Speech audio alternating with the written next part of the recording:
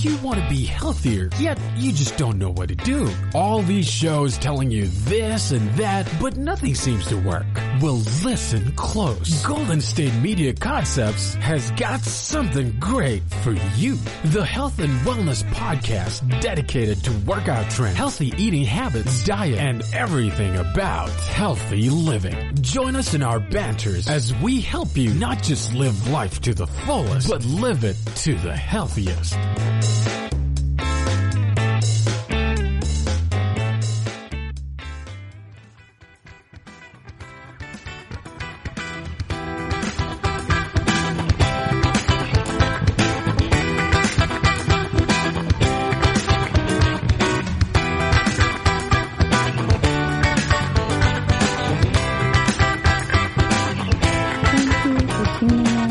GSMC Health and Wellness Podcast, brought to you by the GSMC Podcast Network. I'm your host, Alex. Today, we're going to talk about healthy body image. I think it's really important to address it specifically right now, as we have all been largely indoors in social isolation, as well as not being able to go to the gym, as those have necessarily been closed for social distancing measures. It is totally okay if you guys have been eating all of the quarantine snacks, and really this is largely a mental health issue. So we're going to talk about that today: your body image, your self-esteem, and your mental health. So your body image and your self-esteem start with the way you think about yourself. It can really affect how you view your value or your worth. And having a healthy body image and healthy self-esteem are really important for your personal wellness. Your body image is both mental and emotional in nature, so it's part mental health, part emotional wellness. It's that mental image you have of yourself and how you feel about yourself when you do look in a mirror or when you see yourself in a photo. So your healthy body image isn't just about tolerating how you look or just being okay with yourself. It's about truly liking and accepting yourself the way you are now. And that doesn't mean that you can't also want to tone up or to put on more weight. But it means going beyond how you look and how you think you should look according to what you're seeing in the media and in your personal communities or online. It's about looking at yourself beyond your shape or appearance and resisting that pressure to strive for your perfect body. Remember, Mr. Rogers says he likes you just the way you are. That always meant a lot to me as a little kid, and it has stuck with me as an adult. And we're really trying to apply that Mr. Rogers principles also to ourselves. Do you love your loved ones just the way that they are? We also need to direct that inward in the form of self-love. It's really important to love yourself as much as you love your friends and family, because they also love you that way. And even if it's not strictly for you, it can hurt other people when you don't love yourself or when you're unkind to yourself. I've discussed that in the past, how when I've been hard on myself, my best friend will say, "Hey, don't talk about my friend like that." And it just reminds me that I wouldn't want to hear her talk about herself like that. And it's not just that I don't want to hear it, but it would make me sad to feel like my best friend did not like themselves, or that they viewed themselves in the same way that I viewed myself at that point. It's something that you want for everyone around you, to have good self-esteem and to have a good body image, because you love them just the way they are, and they also love you in that way. So self-esteem, specifically, is how you value yourself as a person, how you respect yourself and how you view yourself inside and out. It can have a really big impact on how you care for yourself, not just physically in the health aspect, but also emotionally and mentally and spiritually. Self-esteem, just like health and wellness, is holistic. It's about your whole self and not just about how your body looks. If you have good self-esteem, then that means you value yourself. You deserve to have good care for your body, and you deserve to have respect from yourself and from others. So remember when we talked about the concept of the shadow and the ego, and how the ego is what we accept as truth about ourselves. That's what we identify as being a lot of ourselves. But your shadow can have components of nobility that you have suppressed, as well as components that are not so great, like the concepts of greed, etc. So embracing your shadow, or really integrating it and reconciling it with your ego to be your full self, can oftentimes mean going ahead and accepting and celebrating your strengths and your abilities. Today's heroes are tomorrow's character. And a lot of times, according to Jungian psychologists and people who study them, like Robert Johnson, we are looking through there and really appreciating in others noble parts of ourselves that we may have also repressed. So when you're looking up to a character or to a public figure, go ahead and be really truthful with yourself in accepting that there may be characteristics you share with that character already, and you can work on accepting them or even magnifying them. You don't have to put yourself down if you make a mistake.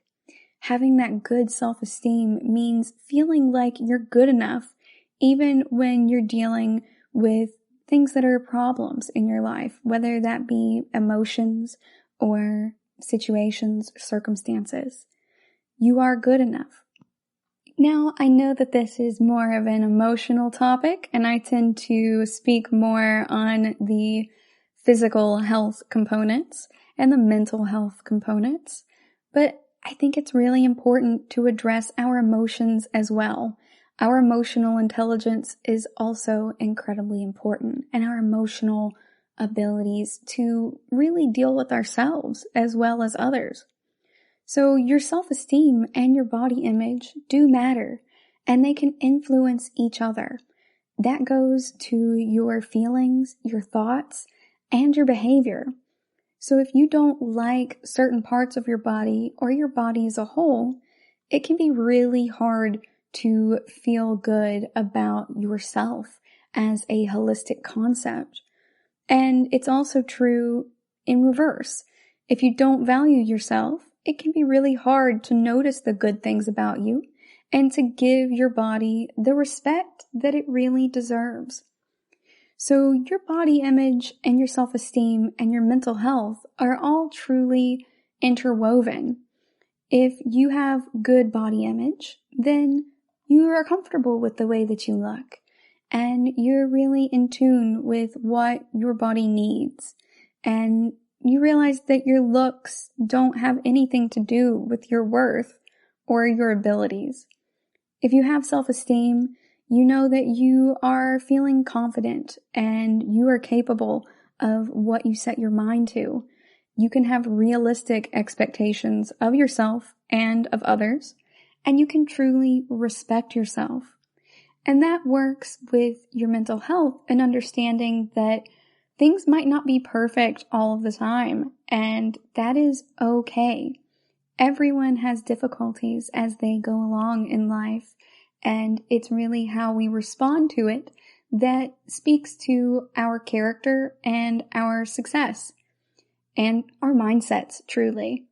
Remember in a previous episode, we talked about how being an optimist can actually improve your overall happiness as well as your mental health and your physical health.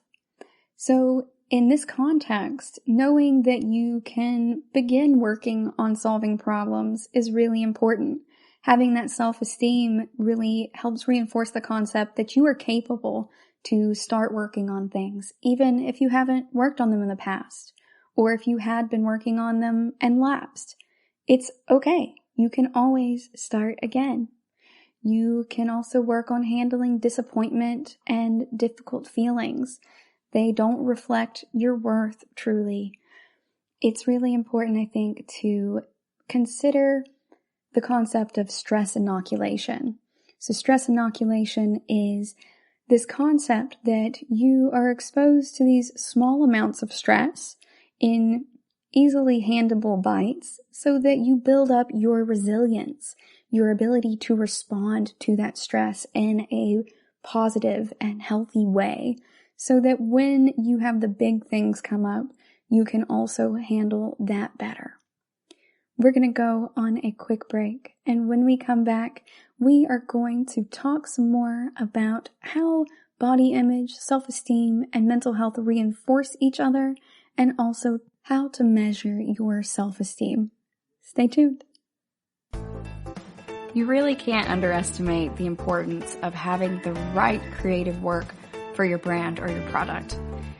Whether it's a logo, a website, a book cover, or an ad campaign, you really need a quality design to make that big difference pop and deliver your overall engagement and success in a competitive market. That's where Design Crowd comes in.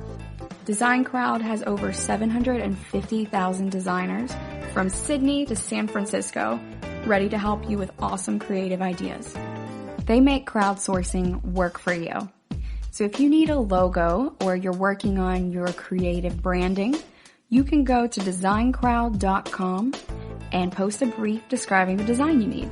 And then within about 2 to 7 days, you'll receive up to over 100 different designs from designers around the world.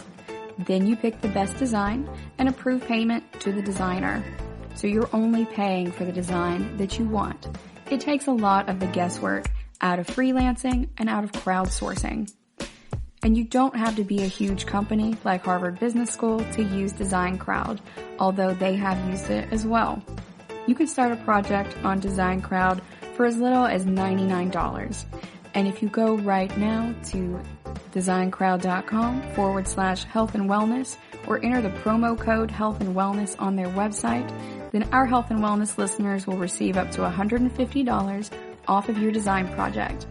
That's designcrowd.com/health and wellness or entering that promo code health and wellness.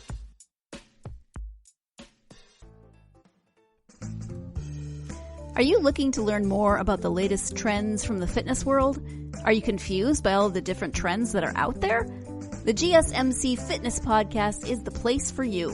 The GSMC Fitness Podcast is the place to come for people of all skill and interest levels. Join us as we explore the latest trends in the fitness world. Does that new exercise really work? Should I try yoga? Whatever your question, chances are good you'll find an answer on the GSMC Fitness Podcast.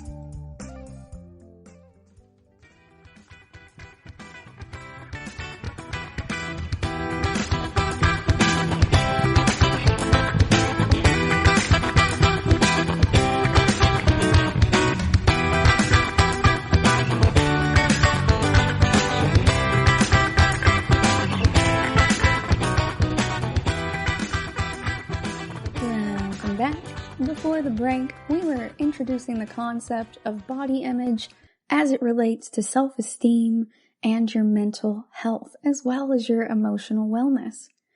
Now we're going to talk a little bit about how poor body image and self-esteem can negatively impact your mental health. So just as we discussed in the last segment, that these concepts are really interwoven. And when you have good body image and good self-esteem, it can also result in good mental health and vice versa.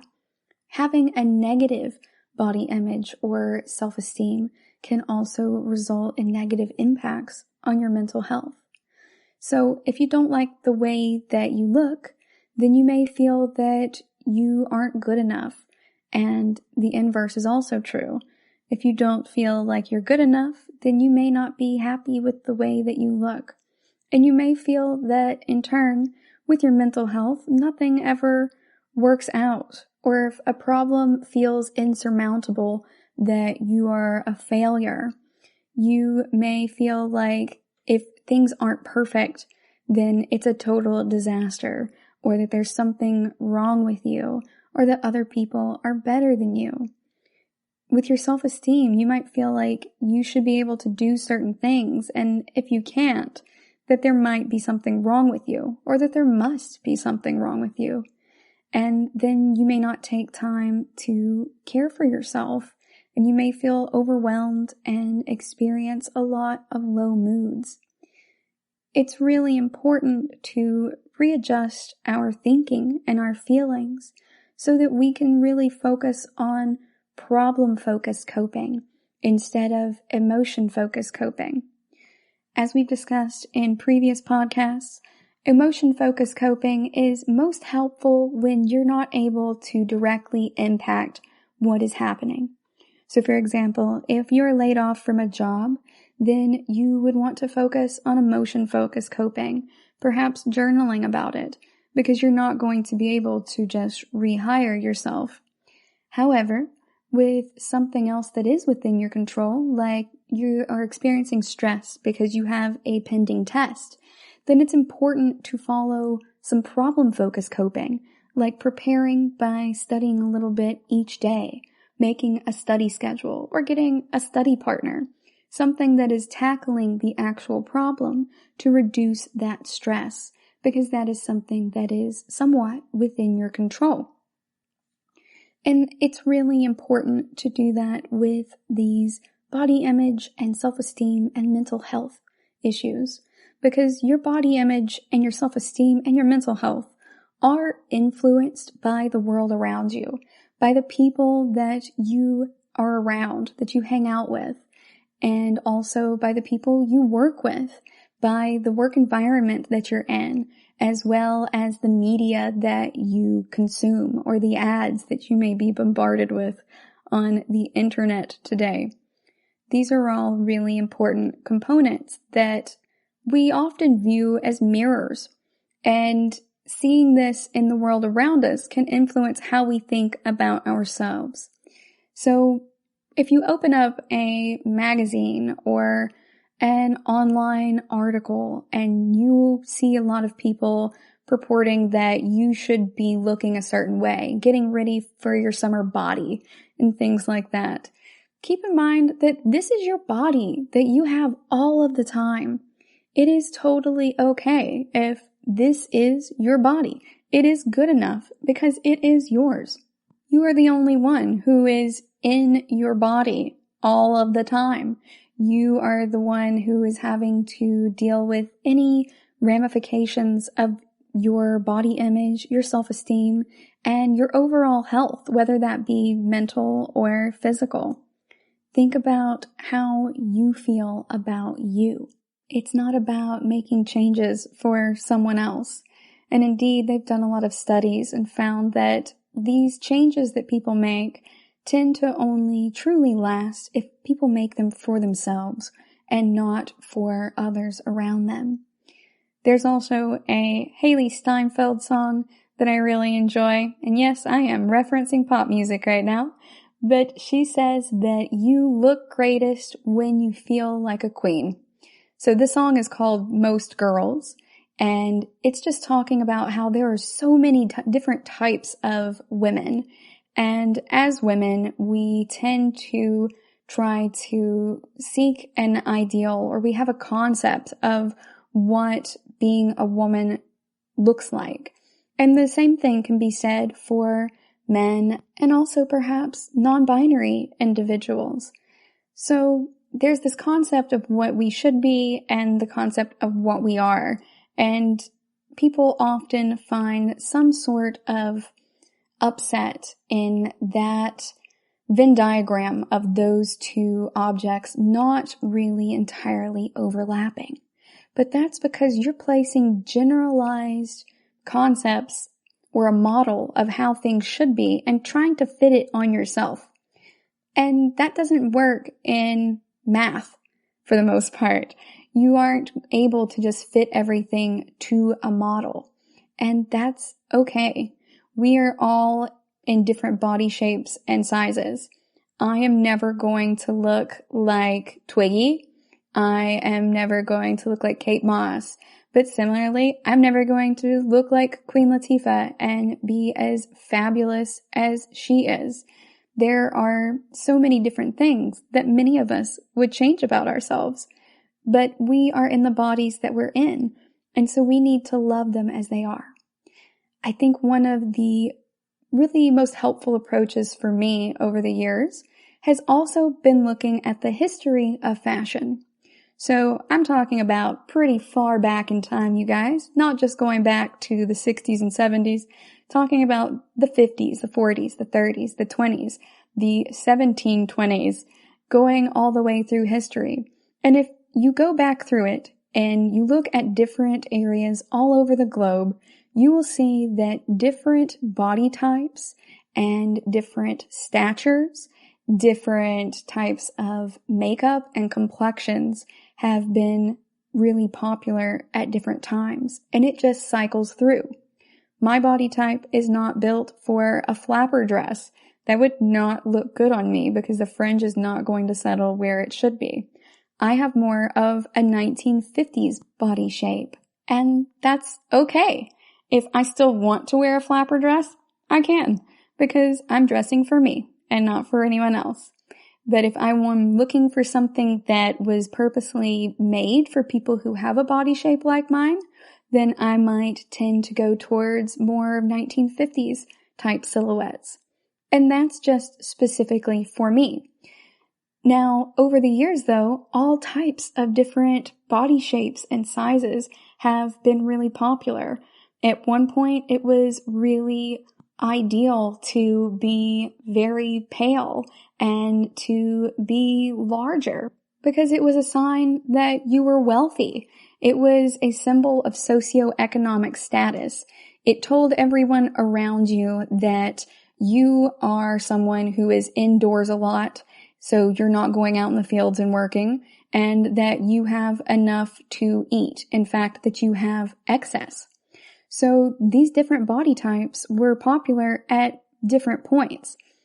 Now, that said, it doesn't necessarily mean that these reasons behind the different styles and the accepted ideals over time are good reasons.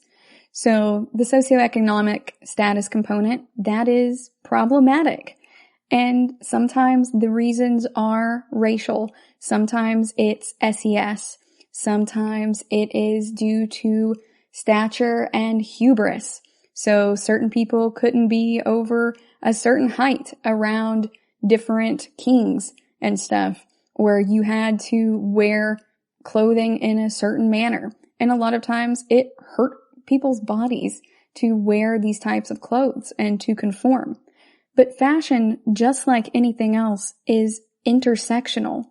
Everyone is going to be impacted a little bit differently by it based on where these different issues of sex and race and socioeconomic status and gender and nationality and so on and so forth come into play with each other. And that's also why it's so important to accept yourself as you are and have that good body image, because there is only one you. Your experience is not going to be the same as my experience or your best friend's experience or your neighbor's experience or the Kardashians' experience.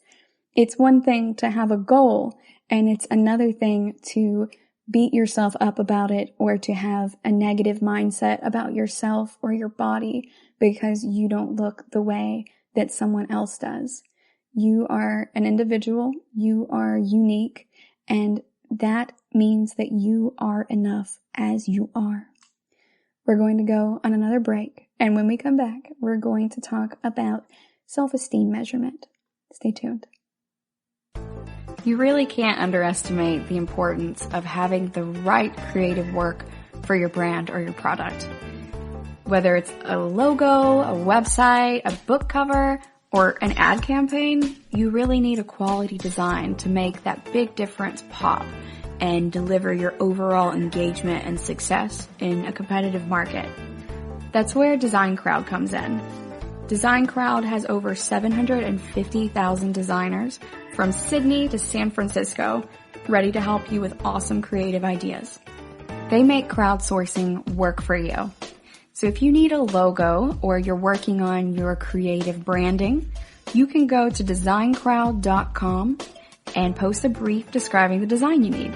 And then within about 2 to 7 days, you'll receive up to over 100 different designs from designers around the world. Then you pick the best design and approve payment to the designer. So you're only paying for the design that you want. It takes a lot of the guesswork out of freelancing and out of crowdsourcing. And you don't have to be a huge company like Harvard Business School to use Design Crowd, although they have used it as well. You can start a project on Design Crowd for as little as $99. And if you go right now to designcrowd.com/health and wellness or enter the promo code health and wellness on their website, then our health and wellness listeners will receive up to $150 off of your design project. That's designcrowd.com/health and wellness or entering that promo code health and wellness. Tired of searching the vast jungle of podcasts? Now listen close and hear this out. There's a podcast network that covers just about everything that you've been searching. Hey! The Golden State Media Concepts Podcast Network is here. Nothing less than a podcast bliss with endless hours of podcast coverage. From news, sports, music, fashion, cooking, entertainment, fantasy, football, and so much more. So stop lurking around and go straight out to the Golden State Media Concepts Podcast Network. Guaranteed to fill that podcast itch. Whatever it may be. Visit us at www.gsmcpodcast.com. Follow us on Facebook and Twitter and download us on iTunes, SoundCloud, and Google Play.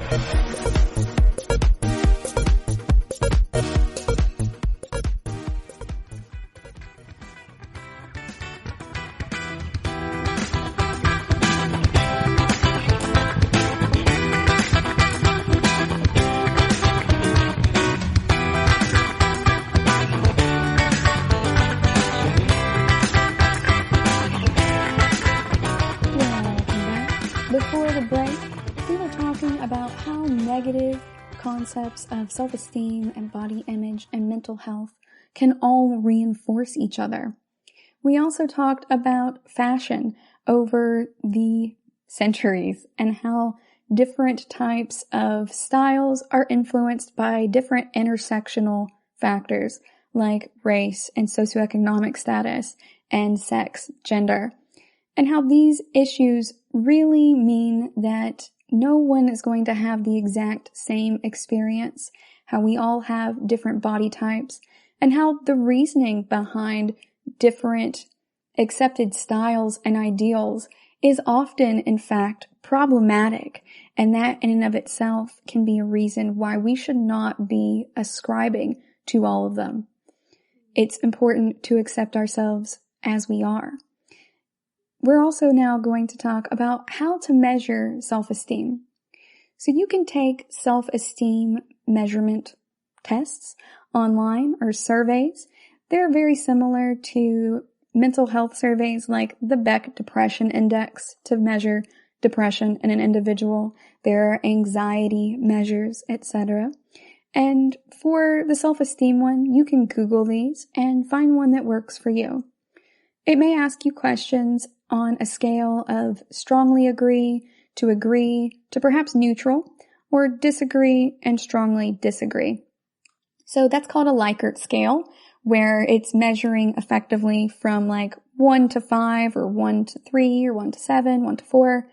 It's just giving you a scale of amounts of agreeing or rating something, like on a scale of 1 to 5, with 5 being the highest and 1 being the lowest. How do you feel about yourself as a person? Things like that. So it may ask you questions to rate on this scale, like, on the whole, I'm satisfied with myself. Really, that's a statement. It's more of a statement ranking, but it may also be questions. It just depends.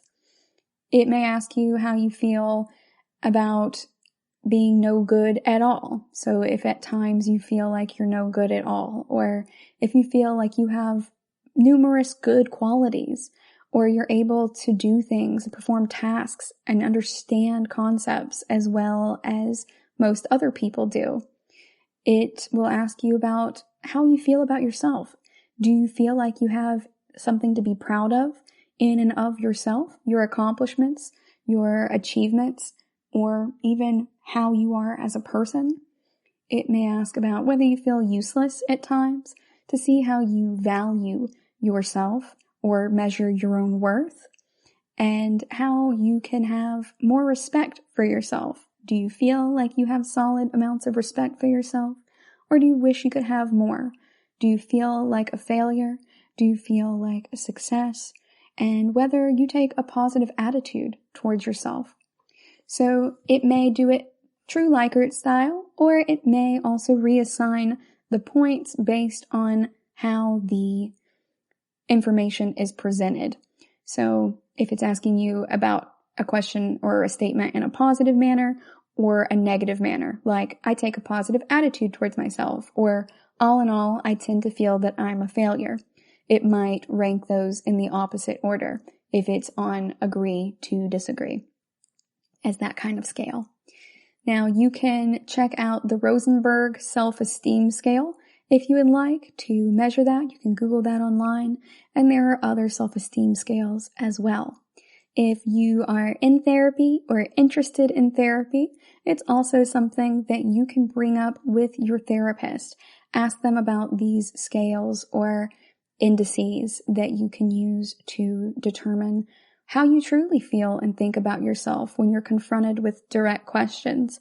And as you're being honest with yourself and you get those results, how you can work on improving how you view yourself.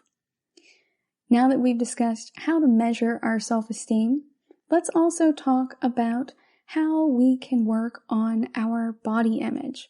Why is a healthy body image important? People who have a positive body image are more likely to have good physical and mental health. People who have negative thoughts and feelings about their bodies are more likely to develop different types of mental health conditions, and that ranges from eating disorders to depression. A lot of researchers over the years have also found that people who are dissatisfied with their bodies may be part of the reason that more women than men tend to exhibit depression. I'm not entirely sure whether that is really entirely attributed to that more women perhaps feel more dissatisfaction with their bodies and therefore more depression because of the social and media influences on women's bodies, or whether a lot of men tend to not go to therapy for depression because of toxic masculinity in our culture being so pervasive, and people telling men that they can't just feel sad or depressed, that they need to suck things up. I think it could go either way, and it could also be multifactorial.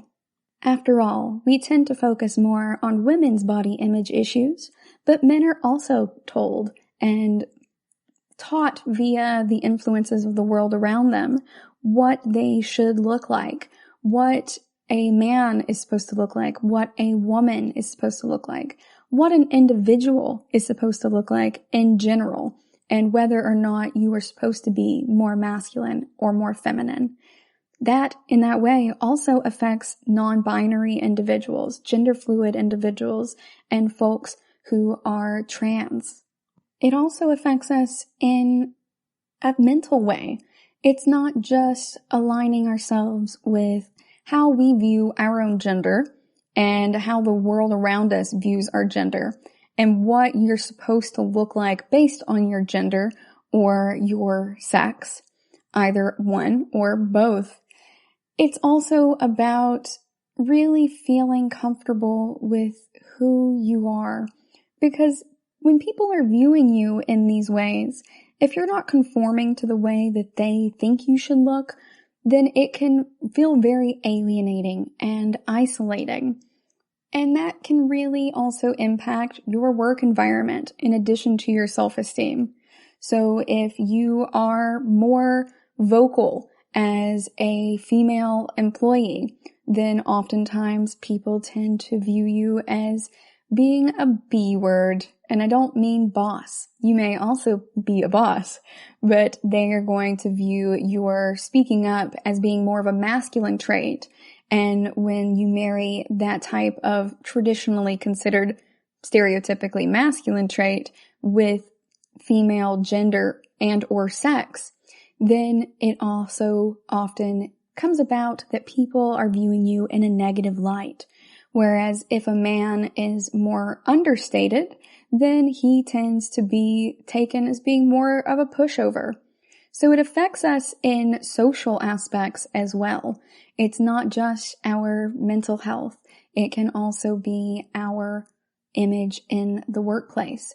So when we talk about body image, a lot of folks talk about weight, but it can also be related to how masculine or how feminine you feel that you are and how you present, and also how others around you react to that. Now, that said, you are great the way that you are. You should not have to change your appearance or your affectation in order to gain the respect of people around you. It may sometimes rub people the wrong way, but that is also a them problem. Let's be honest. I think it is important to consider how we are presenting to other people information and relaying communication. So remember that honesty without tact is cruelty. So there is a difference between being very straightforward and candid, forthright and honest, and also being mean. You do need to make sure that you are tempering that with being kind as well, and how that information comes across. Although there are also situations where kindness is not entirely going to cut it. There are different contexts for which you need to be adaptive. But you should not have to overall change who you are, even if other people have problems with it. I used to work in management, and when I was a manager, there were some people who did not respond as well to me as you would hope. And some of them complained to my boss because they wanted their job to be easier.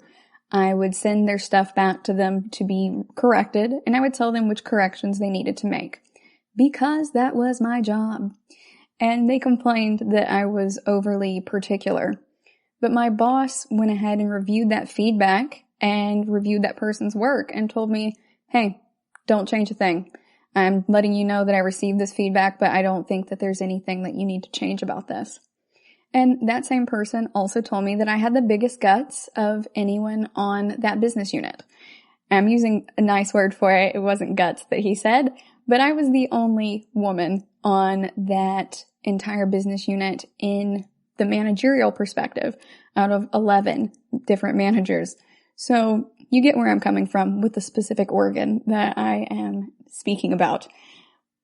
But that said, it's really important to have people like that in your corner who do critically evaluate that feedback.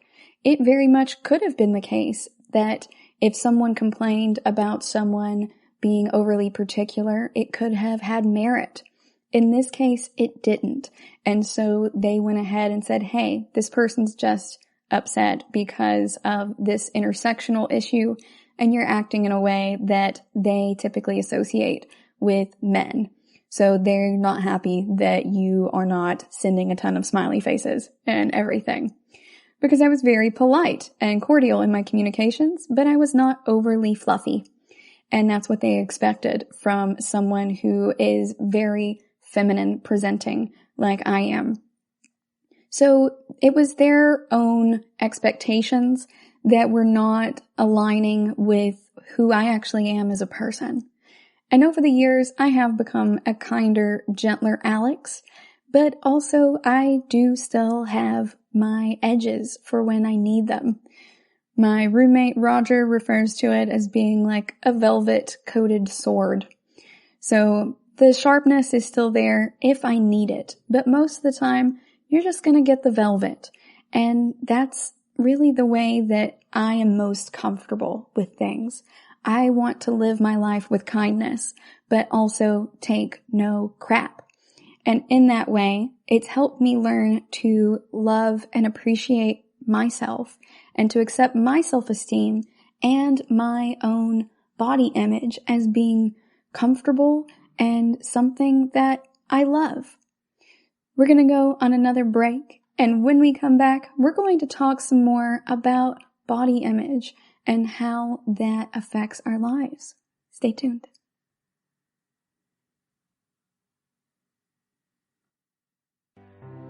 The GSMC Life and Happiness Podcast takes you on a journey of exploration. We'll discuss tried and true methods alongside the latest trends of how to best live your life to its fullest and happiest. From psychology to meditation, science to self-help books, the GSMC Life and Happiness Podcast will help you to discover what makes you happy and how you can live life being the best you possible. Download the GSMC Life and Happiness Podcast on iTunes, Stitcher, SoundCloud, Google Play, or anywhere you find podcasts. Just type GSMC in the search bar.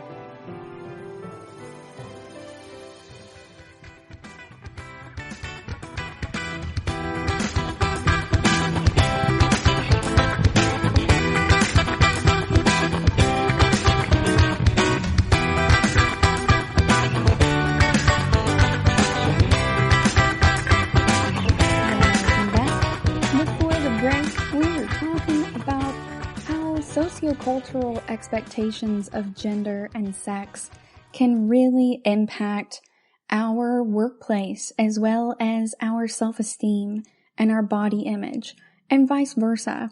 They really all feed back into each other, just like body image and self-esteem and mental health do. And how oftentimes we judge ourselves by our intentions and others by our perceptions. So people can have expectations of who you should be and then perceive you as being something different. And the incongruity can be upsetting to them. It is important to critically evaluate how we are coming across, because life is like 95% perception, right? So we need to go, okay, am I being too harsh? But it's not about second guessing yourself. It's about having an honest conversation. And you can also ask a trusted colleague or a friend or family member about it as well. But you do have to make sure that you give all of the accurate details of the situation. If you find yourself adjusting any of the details of the event to make yourself look better, then you have your answer that perhaps you did go a little overboard, or you were a little bit less kind or abrasive than you necessarily needed to be in that context. And that's okay. We are not perfect beings, and nothing is going to be perfect all the time. I do think that it is important, though, to approach these situations with kindness and give the velvet more often than the blade. The blade is a tool.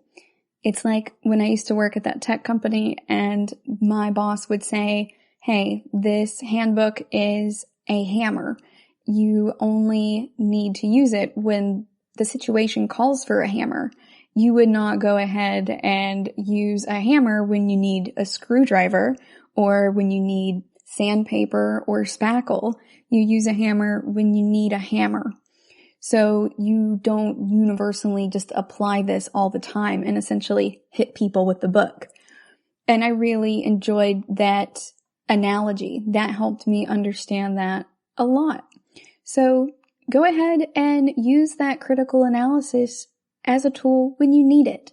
But by critical, we mean critical thinking, where you're really thinking things through and you're trying to do so in a logical, rational, objective manner. We don't mean to criticize ourselves. Sometimes it's going to turn out that you didn't do anything wrong. And other times it's going to go, hey, maybe this is something in my life that I can adjust for. Now, that is really important, I think, to accepting yourself as you are. That's an important step towards that. But also, if there are things that we can improve, then we should evaluate whether or not it's something that should be improved. I've told y'all before, I used to be a grumpus a lot of the time, and that didn't really serve me. It impacted my body image and my self-esteem and definitely my mental health in a negative way. And as I've focused on intentionally being a kinder, gentler person, it has improved all of those things about myself. It's improved my body image, it's improved my self-esteem, and it's improved my mental health.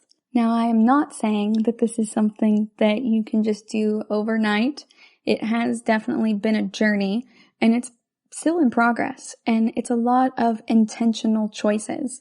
Like, instead of getting angry and yelling if somebody cuts me off in traffic, I sing now. Now, that may sound silly, but it works for me. It calms me back down, and it helps me remember, hey, maybe that person wasn't trying to be a jerk.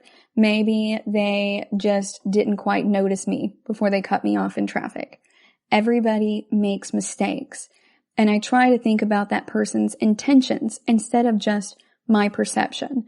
And I put myself in their shoes and go, hey, maybe there have been times where I have done things like this in traffic and people have honked at me, or maybe I have missed this, and this, or made these types of mistakes that are similar. And it's from a principle called Hanlon's razor that dictates that you should never attribute something to malice if it could actually be attributed to ignorance. So don't think that someone just did something to you just to be mean. A lot of times it's just because someone didn't notice you were there, or they did not know better. And knowing better can be anything from they didn't see you in their mirror because you were in their blind spot, and that's just happenstance. Or it could be that they didn't know that something else was going on in your life when they made some form of comment that really upset you. Technically, Hanlon's razor says stupidity, but I also like to think of it as being ignorance, largely. So not knowing and then acting a certain way because you did not know. So that's how I largely apply it to traffic. But technically, it does say you've attributed conditions to villainy that simply result from stupidity. It is a line in Robert A. Heinlein's story called Logic of Empire. And truly, it's just about how misunderstandings can shape our grievances, shape how we deal with others in a social way. So I like to apply that in my life, and I hope that that is perhaps helpful for you too. It helps me to reframe things, and it also helps me to keep in mind that perhaps humans are truly kinder and or nicer than we tend to think, because we are attributing a narrative to these interactions with them that are not necessarily true. Just because we are affronted or offended does not mean that someone intended the offense. That doesn't necessarily let them off the hook for it or mean that this isn't a learning opportunity, but it does mean, hey, let's think about our approach to speaking with them about this. Granted, there are people out there who do intend offense. So you deal with it the best way that you know how and with the spoons that you have. This is just my personal perspective and how it's truly helped me. Remember that being optimistic and being positive can really change your outlook. And I don't mean that in the toxic positivity way. I do think that insisting on being positive all the time can be very toxic because the negative emotions are there for a reason. They're there to let us know that something is wrong. And it's okay to feel them. It's okay to recognize when people have actively and intentionally wronged you. But it's also important to think about how we want to deal with that as humans. So a lot of times my friends will ask me how someone has reacted to a certain event in my life. And I'm like, I don't know. Or they'll ask, how does this person feel about this thing that's going on in your life? And I'm like, I don't know. That doesn't matter to me. I don't even remember what precisely caused certain disruptions in friendship in the past, because I believe that if I'm going to forgive someone, that forgiveness should be like a note torn in two. It should be torn up and burned so that it can never be shown against one.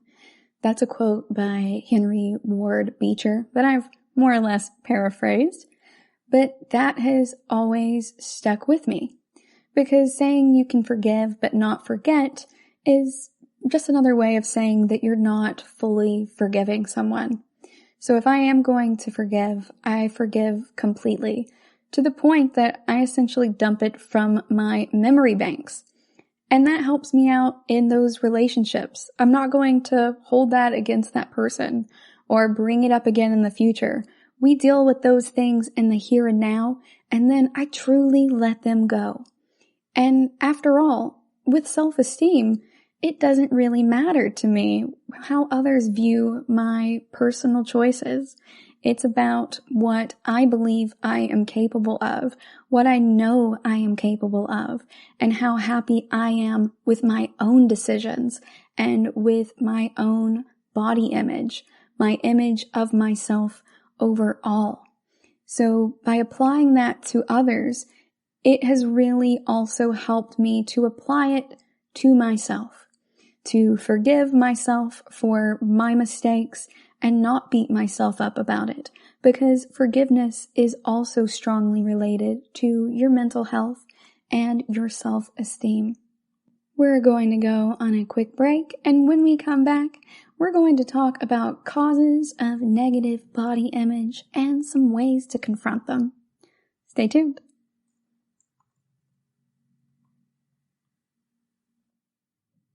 Are you tired of the same old news? Are you sick of the seemingly endless political spin and negativity? The GSMC America Still Beautiful podcast is a weekly news podcast covering all the top positive and uplifting news stories. We cover stories that will inspire, uplift, and remind you of the good in the world. Tune into the Golden State Media Concepts America Still Beautiful podcast to get all the great and positive news stories of today. Download the GSMC America Still Beautiful podcast on iTunes, Stitcher, SoundCloud, Google Play, or anywhere you find podcasts. Just type GSMC in the search bar.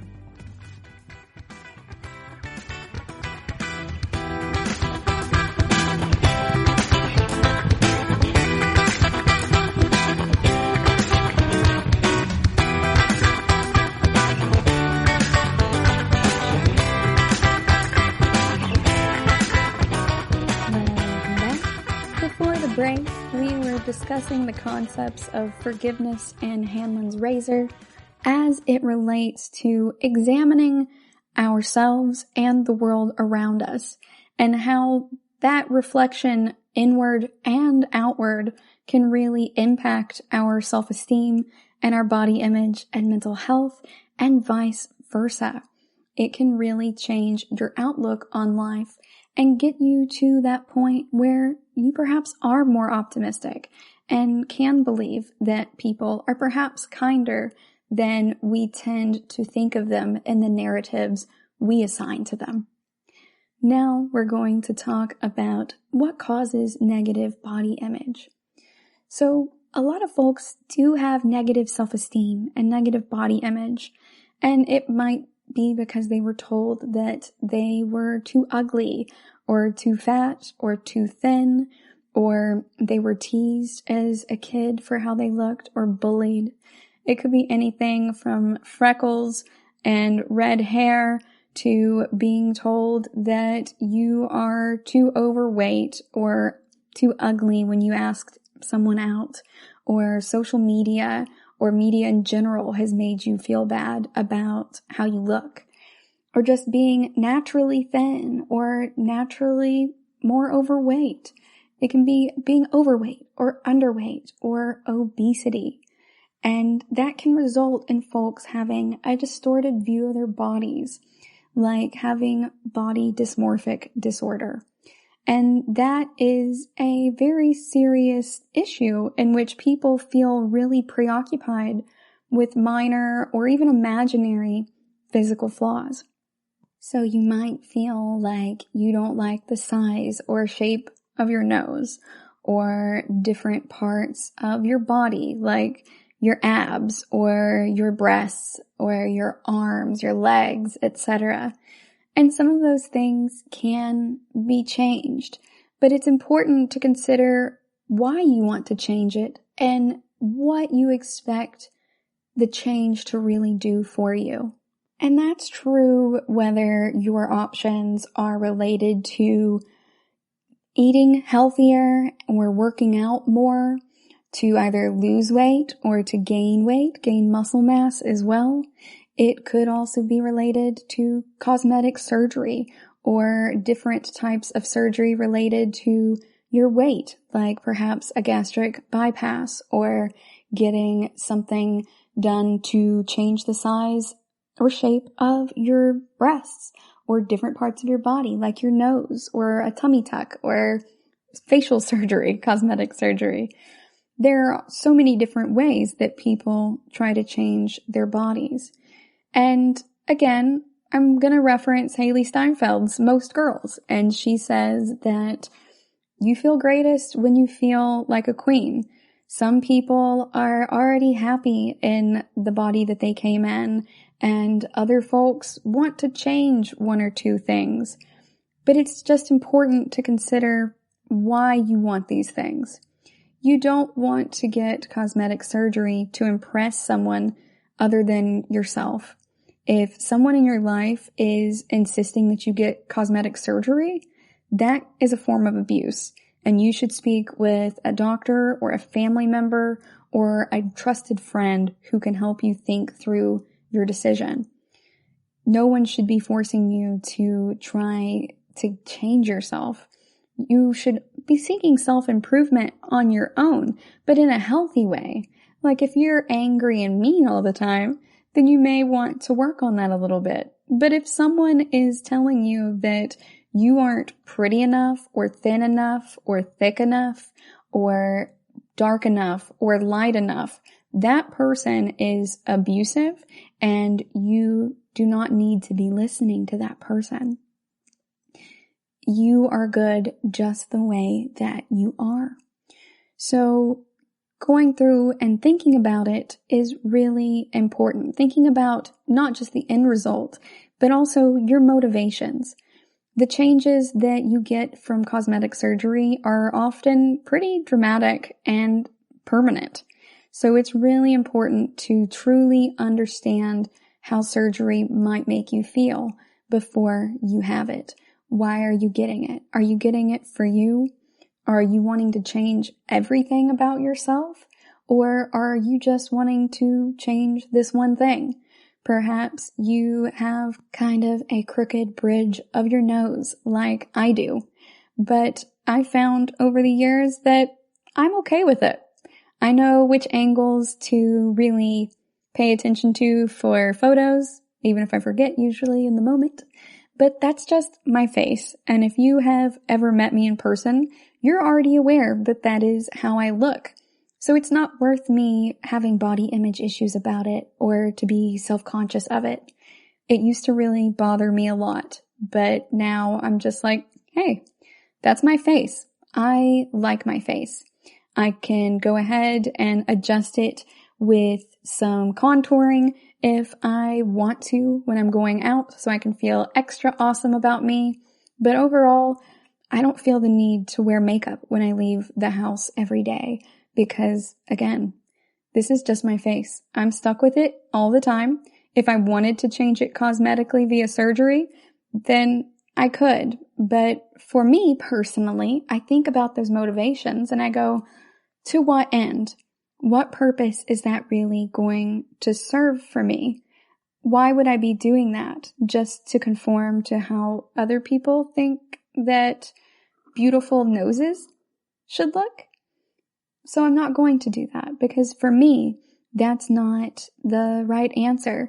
I can be comfortable with my body just the way I am. Now, that has been a long journey, you guys, but it is indeed possible. I am now comfortable, more confident with my big ol' eyebrows too, and that is partly helped by the fact that bigger eyebrows are in right now. And when I was a kid, my mom told me that people would come back around to it. It would go back into fashion again, just like jean jackets and everything else. And by golly, she was right. And it'll go back out of fashion at a certain point. But my eyebrows kind of make my face. And at this point, I've decided that I like them the way that they are. This is my face, and it doesn't look like other people's faces. Similarly, my body shape is a bit different from a lot of other people and what's popular nowadays. But, it's my body. It's the one that I've got, and what I'm willing to do to affect it is up to me. So I am happy when I'm 15 pounds thicker than I am right now. I've decided I look alright thick. I look more like Callie from Grey's Anatomy in how I carry that weight, and I think she's absolutely gorgeous. So thinking about someone who has that similar type of body type has really helped me change my negative body image into a more positive one, because I think that person looks amazing. What similarities do I have with them? And it's more of really integrating parts of your shadow and thinking about who you thought you should be versus who you are. Now, my buddy from my last job would probably say that that's such a 30-year-old woman thing to say. And he would be right. It took me a long time to get to this point.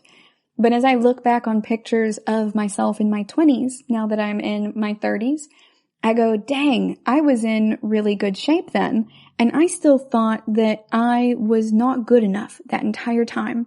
I was probably in the best shape of my life then, and I still never felt good enough. Whereas now I'm like, yeah, this is me. This is great. And I even look at some of my pictures and I go, hey, I was maybe perhaps an unhealthy type of body weight at that point in my life for me. I was perhaps underweight in the BMI sense, that it was not really entirely healthy for me. And I still thought that I was overweight at that point because I did not have a good, healthy body image. And I never felt like I was enough. And that impacted my mental health and how I viewed myself and what I thought that I deserved and what I thought I was capable of. And now I've gotten to the point where I realize it's not related to my value or my worth. It is just how my body is. I try to listen to my body now, and when it tells me that it's hungry, I try to give it good food. I won't lie to y'all, I am having a caramel macchiato right now. Y'all know I love them, but I haven't had one in weeks, actually. I've started making my own caramel at home, and that's worked out really well for me. But I also don't drink it as much because I know that the sugar and stuff in it isn't that healthy for me, and I want to be good to my body because it's the only one I've got, and I want to love it as it is. And by as it is, I mean I want to keep it healthy, however healthy looks specifically to you, and how healthy you are according to your doctor as well. We don't all need to look the same, you guys. We're just trying to keep our health and our wellness kind of congruent with each other, and caring about our self-esteem and our body image and having a healthy outlook on it and a positive outlook on it is part of that. We're going to go on another break, and when we come back, we're going to talk about how to teach kids what they need to know about body image and ways to increase positive body image. Stay tuned. GSMC Beauty Tips Podcast gives you advice on everything from hair to fashion to skincare products. We'll talk about the latest trends in makeup, hairstyles, and anti-aging remedies. And we'll cover all of the newest fashion trends. If you have an interest in or questions about the beauty trends that might work best for you, the Golden State Media Concepts Beauty Tips Podcast has got you covered. Download the GSMC Beauty Tips Podcast on iTunes, Stitcher, SoundCloud, Google Play, or anywhere you find podcasts. Just type GSMC in the search bar.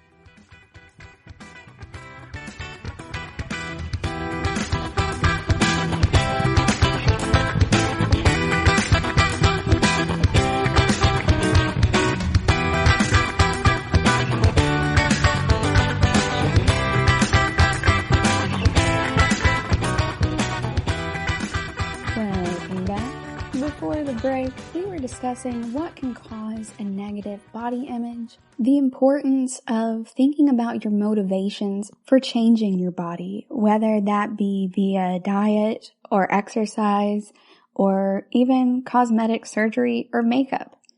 We also talked a little bit about my personal journey towards healthy self-esteem and body image. So now we're going to talk a bit about the importance of discussing this with kids and how you can build a better body image for yourself. Body image issues aren't just an adult issue. A lot of body issues start in childhood, how we feel about ourselves based on how people interact with us, what they say to us about our bodies, and the media and community around us and their response to our bodies. It's important to help instill a sense of solid self-esteem and body image in our kids as they grow.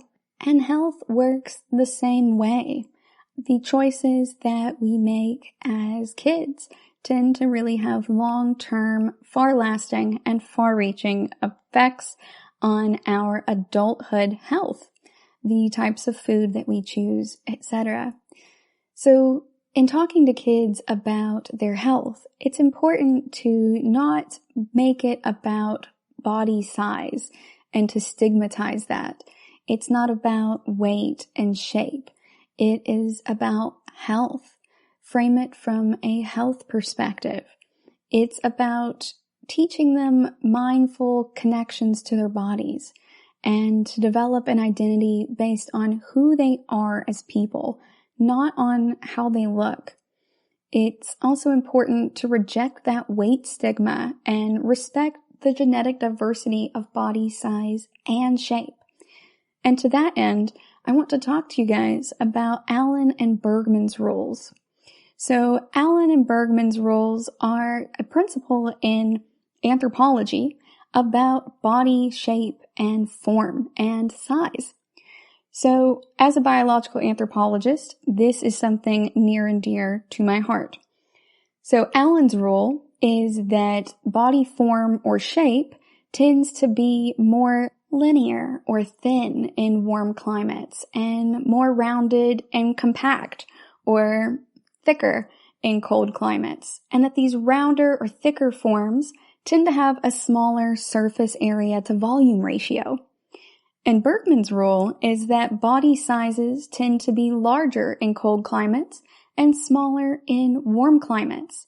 So large bodies have a smaller surface to volume ratio.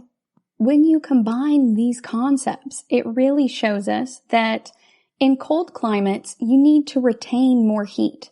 So your body tends to be larger and more compact. So you tend to be shorter but very thick. And in warm climates, you need to release heat from your body to make sure you are able to perform that homeostatic thermoregulation that we discussed in our recent episode on heat illness. So in those cases, bodies tend to be thinner and what they refer to as being more linear. By linear, they really just mean thin and taller. So in these types of issues, you also see that it's related to latitude. So remember from elementary school, latitude, flatitude. So that's your distance from the equator. And it goes in both directions. So folks who are closer to the equator tend to be taller and thinner. And folks who are further from the equator and closer to the poles, therefore the colder parts of the earth, tend to be shorter and thicker. And that's important for maintaining that homeostatic thermoregulation. And this is something that is influenced by evolution over millions of years. And that's passed on through your genes. When we talk about survival of the fittest, we don't mean who is the strongest or who is the thinnest or anything like that.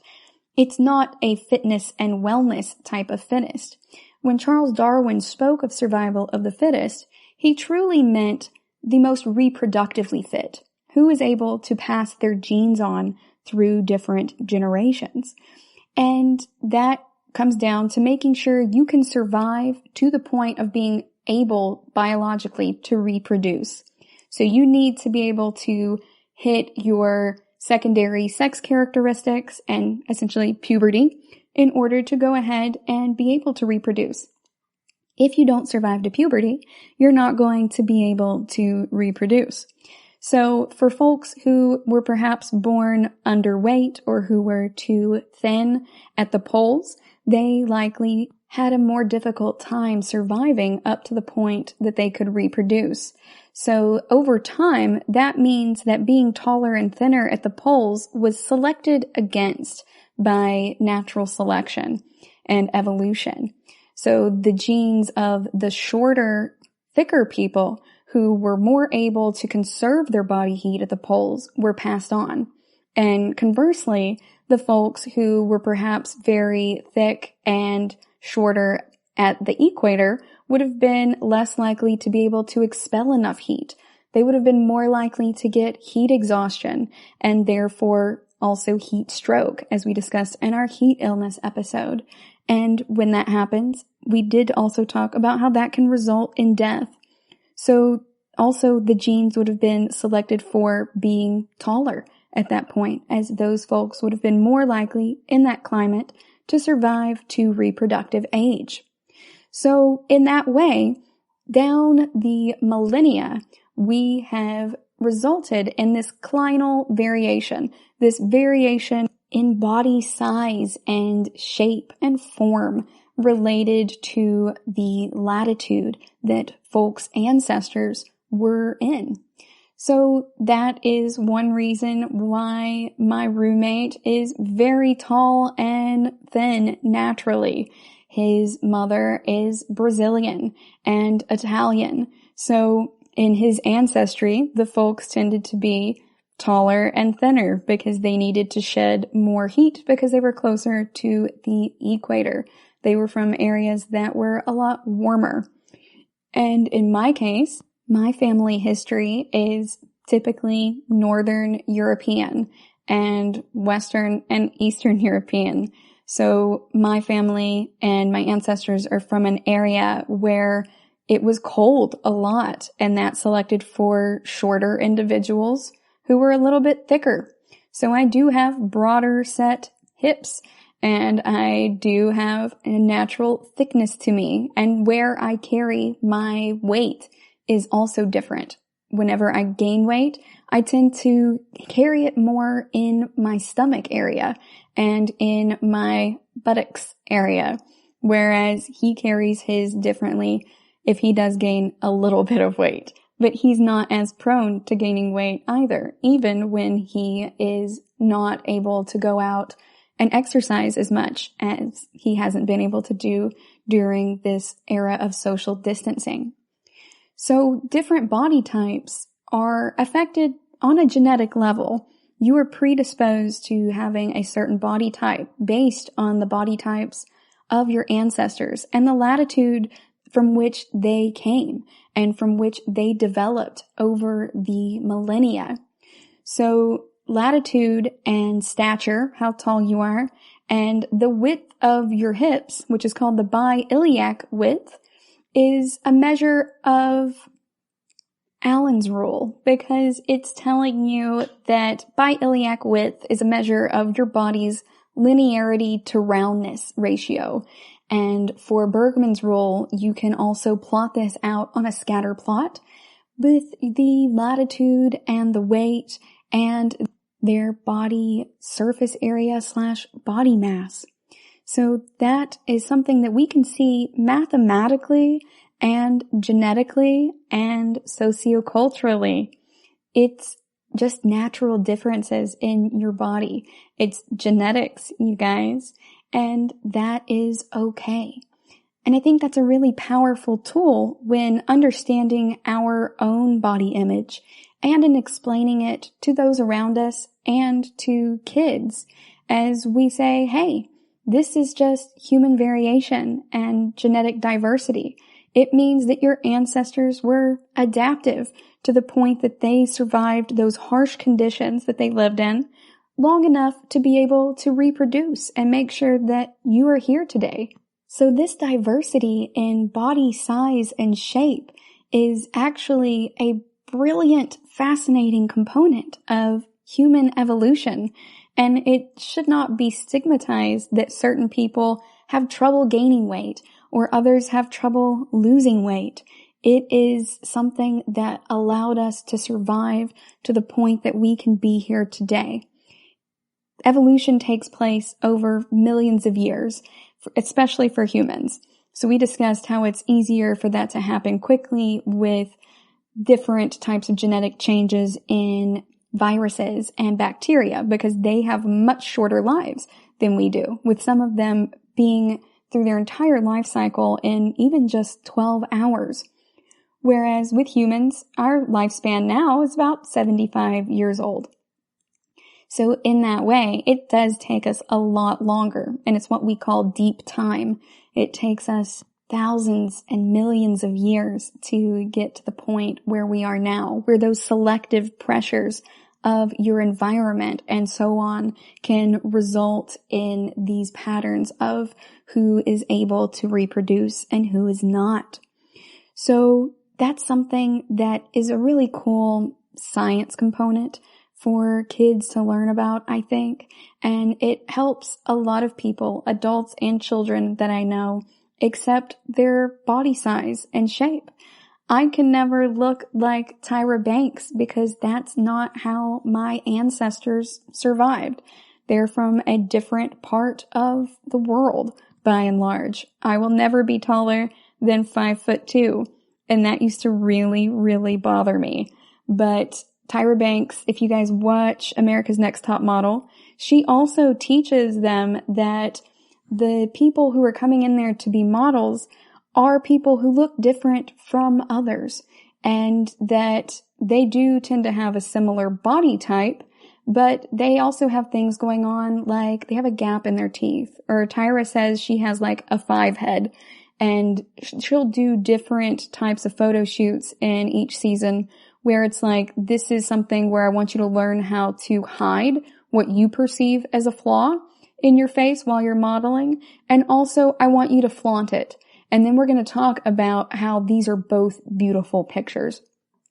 I really enjoy that exercise, and it also helps me really appreciate who I am as a person, because these people are also models. They're people that largely are agreed upon as being gorgeous, and they also have these flaws, but they learn how to embrace them, and that's largely where a lot of their self-esteem and their self-confidence comes from.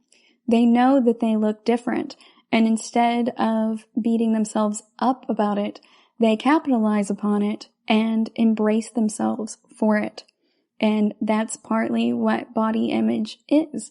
It's going, okay, well, this is something where I look different from other people, but I accept that about myself. And indeed, I may even love that about myself.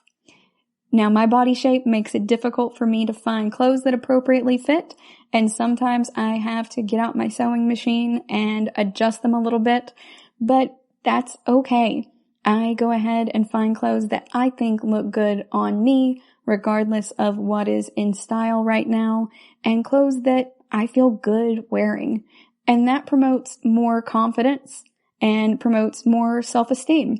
The fashion of today is dynamic. It's something that changes. If you keep up with fashion, you see that even the colors that are in this season are varying from season to season and from year to year. Thicker eyebrows are in, and then thinner eyebrows are in, and then it's threading versus waxing versus tweezing. All of the different methods even are fads. But there's also a difference between fashion and style. Fashion is a lot of these fads, and some of these fads are gorgeous. I love Christian Siriano's gowns that he makes. They are fabulous. And I also love that he makes gowns for a wide range of body types, different statures, different thicknesses. He is really making fashion for everyone in Allen and Bergman's Kleinel variation rules. And he's so inclusive. That's one of my favorite things about him. He's also put all of his efforts right now into sewing masks in New York City. And I think that's absolutely fabulous. He's also a humanitarian in that way. So I'm a big fan of his. But I like to follow the fashion, but it's also about cultivating your own sense of style. Style is what is really resonating with you and what looks good specifically on your body. And you don't have to follow current fashion fads in order to have style.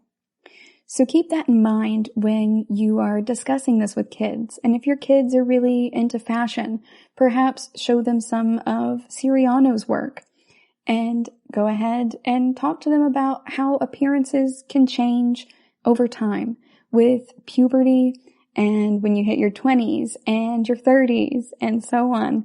Certain things just change. Everyone is going to get pimples in high school and stuff. That's okay. I did not cover mine up as a kid because I knew that if I did try to put makeup on it, it was going to make it worse overall. And I figured, what's the point when absolutely everyone also has those? Everybody else also has scars and freckles and moles and stuff. So why should I be more self-conscious about something that everyone experiences?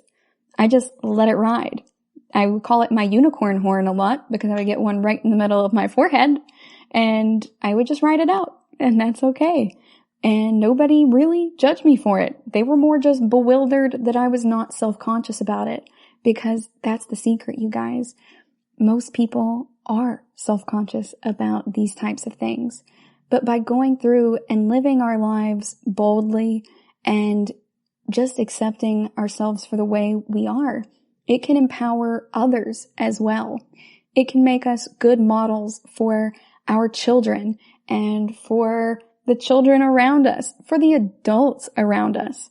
You can feel good about yourself without being vain. Healthy self-esteem and body image are not tantamount to vanity.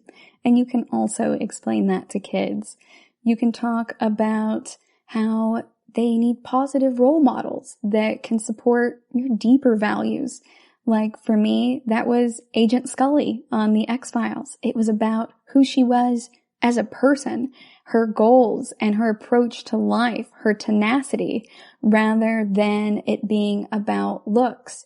Now, granted, I also think Gillian Anderson, who played Agent Scully, is absolutely gorgeous, and it helps that she's shorter like me. She is about an inch taller than me, and that helps me out a lot too, in having someone I could identify with in that aspect as well growing up.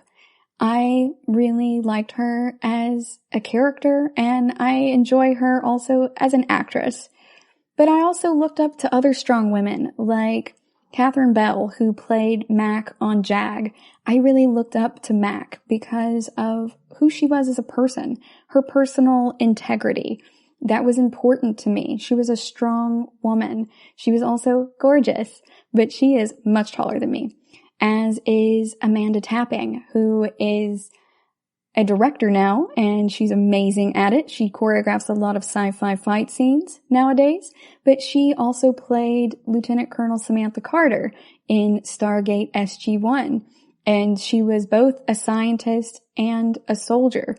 Sam was very brilliant, and I identified strongly with her because she had trouble really embracing all of the parts of herself, being a woman, being a soldier, and being a scientist. She was trying to navigate through all the different parts of herself, and that story really ends after Sam does integrate those components.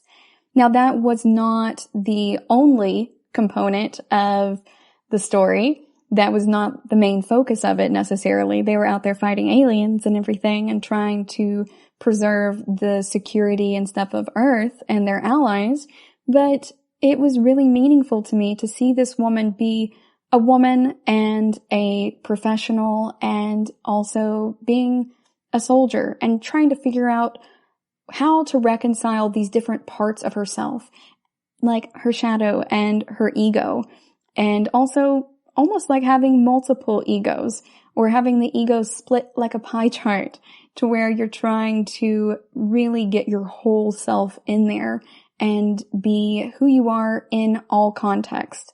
Integrating that together.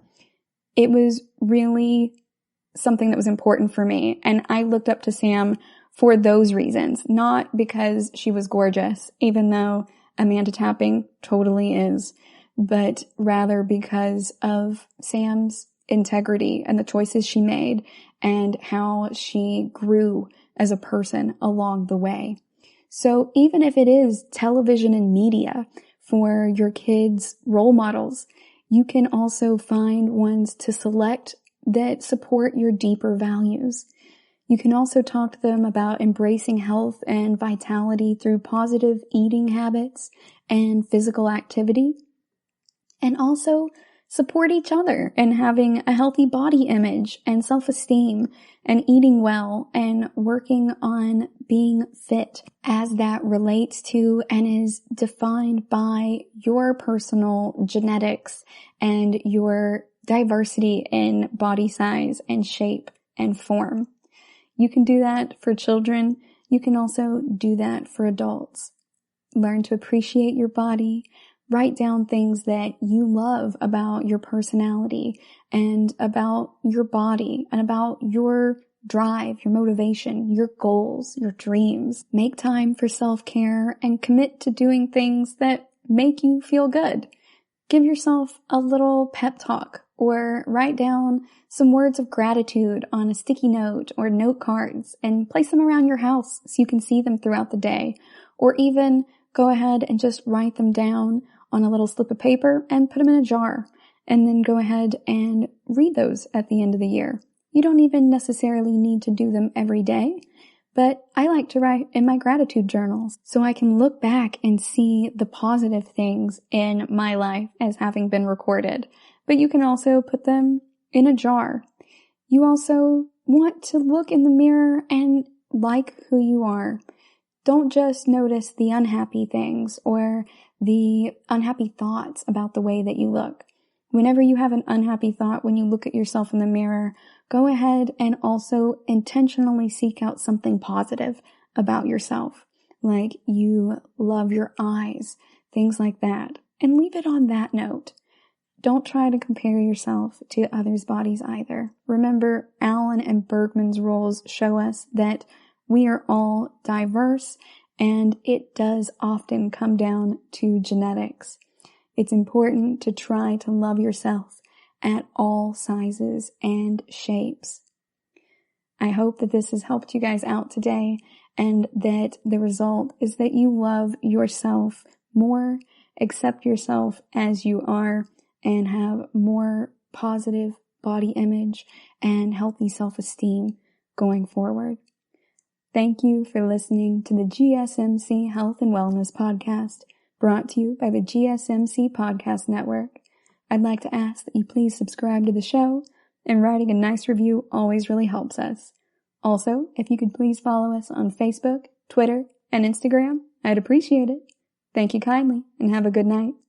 You've been listening to the Golden State Media Concepts Health and Wellness Podcast, part of the Golden State Media Concepts Podcast Network. You can find this show and others like it at www.gsmcpodcast.com. Download our podcast on iTunes, Stitcher, SoundCloud, and Google Play. Just type in GSMC to find all the shows from the Golden State Media Concepts Podcast Network, from movies to music, from sports to entertainment, and even weird news. You can also follow us on Twitter and on Facebook. Thank you, and we hope you have enjoyed today's program.